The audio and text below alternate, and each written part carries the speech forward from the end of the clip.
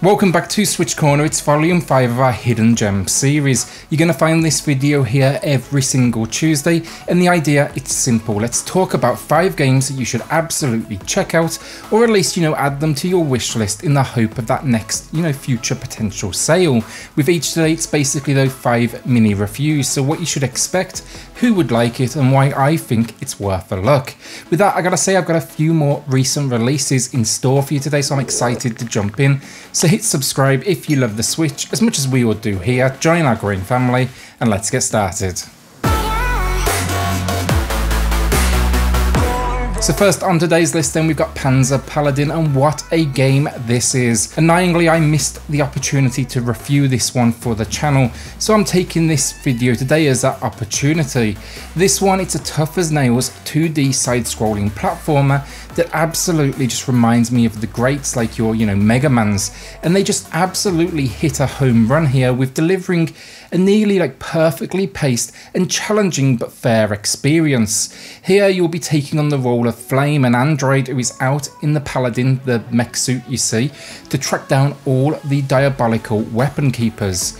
You're not going to be coming here for story, honestly, that's for sure, but I promise you, with how well crafted these 17 levels are, you're going to find a lot to like if you're a fan of the action platformer genre. With different weapons to master, an upgrade system, additional unlockable modes, and then the visuals, they're just absolutely stunning. They nail that desired retro effect while still keeping the pixel work kind of modern. Just look, Tribute Games, they have another great game here to add to their history alongside games like Mercenary Kings and Flintock. So horror, murder, mystery fans, now the Vanishing of Ethan Carter. This one, it's first of all just a great looking game, let's start there.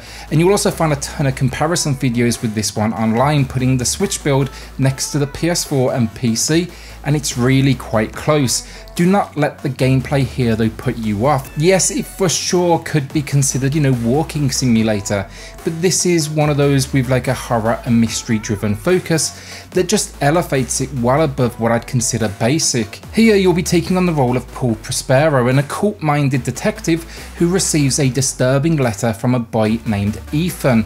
Arriving in town, Ethan is missing and a brutal murder has taken place at his home, and now you must basically get out there and find him. While the exploration is for sure entertaining and the puzzle solid, it's the story that's really good here. It just had me locked in from the second I started it, and owning it now on the Switch and the Xbox at this point, I think it's fair to say I give this one a strong recommendation. With those visuals I mentioned as well, I gotta say this is probably one of the best looking games on the console yet. So next up then, this is an older one for you, but Shift Quantum, and I love this game. While it may appear simple at first, don't let that deceive you, because this one, it has more than a few tricks up its sleeve to make that brain of yours hurt.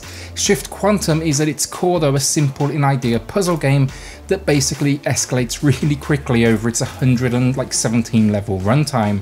Where it really impressed me though, this one, it's actually, maybe surprisingly in fact, the story that's almost like a mystery set around this cyberpunk world where you're on the hunt to find happiness thanks to this app of sorts. I think what truly makes this one stand out though, it's got to be those black and white visuals. While some may say basic, there's a lot more to this than you think, and visually it's just extremely clean.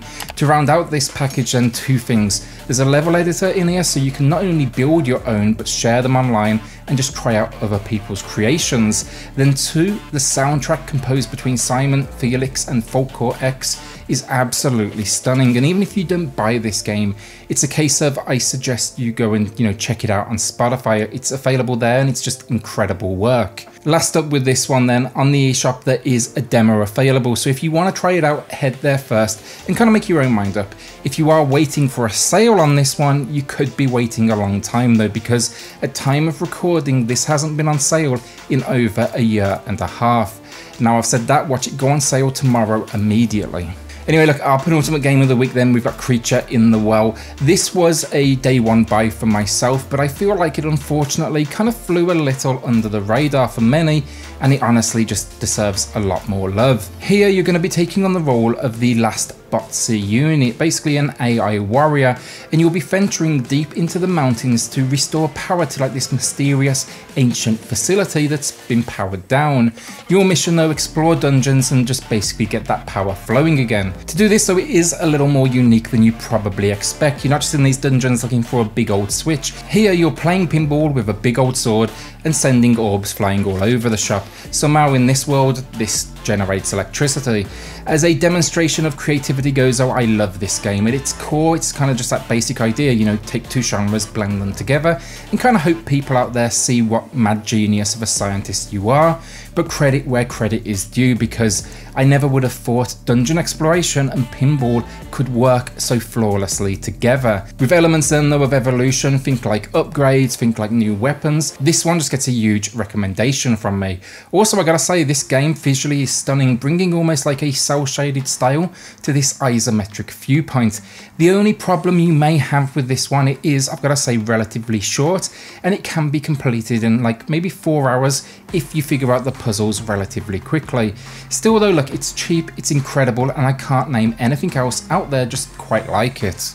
The final game of the week then, and I reviewed this one recently, whether it would be considered a hidden gem, I think only time will tell, but Huntdown. This one, it basically takes, you know, the 2D run and gun formula, gives it a good old dose of like the 80s action stereotype, and then dips it in neon and blood for good measure. The shooting is fast paced though, the controls solid, the enemies and gangs you're going to be facing, they're suitably like over the top. And yeah, the story, there's not like a huge amount to it, but it gets the job done, you know, it sends you out to war, which is really all you can expect. This game though is one of those, you know, shut off your brain, expect to get your ass kicked and keep on pressing restart because it is so addictive. Here as well, you'll even find 3 heroes to take control of, one being a mech, and they all have some like great one-liners that just fit perfectly within this like dystopian future. While I do feel with this one a little more content could have, you know, solidified it as just a masterpiece, I have no doubt that few of you will be unhappy if you do pick this one up. I do want to add though, this one is, as I say, relatively new, and we are yet to see this one ever hit a sale. So if you do go that like waitlist route, then you could be waiting a while. And that's it, another week down. Do you own any of these? If so, let me know in the comments below whether it's a game you can, you know, get behind as a recommendation, or that you absolutely disagree with me and it simply disappointed you. I want to give a quick shout out then to you all for watching, liking and subscribing. This last few months honestly has been insane with the support you have all shown, and we've now reached 10,000 subscribers. This community is growing, and that's basically because of all of you, so thank you so much. It's been a hell of a ride so far, and I'm excited now just to see where we can take SwitchCorner next. With that then, as always, like a big shout out to the patrons of the channel who are just going above and beyond to, you know, support SwitchCorner. Really does, as I say, mean a lot to me, and I really do appreciate it. It helps more than you know.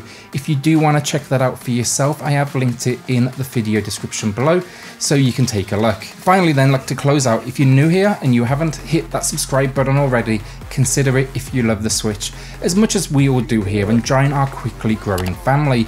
Even just maybe start by checking out a few videos like the rest of this series, our Thursday and Saturday deals, or maybe one of the 175 Switch reviews we have live right now over on the channel. And that is the shameless plug over, but I'm thinking our next milestone for the channel, 20,000. But on that ride, I can promise one thing, there's going to be a whole ton of videos along the way.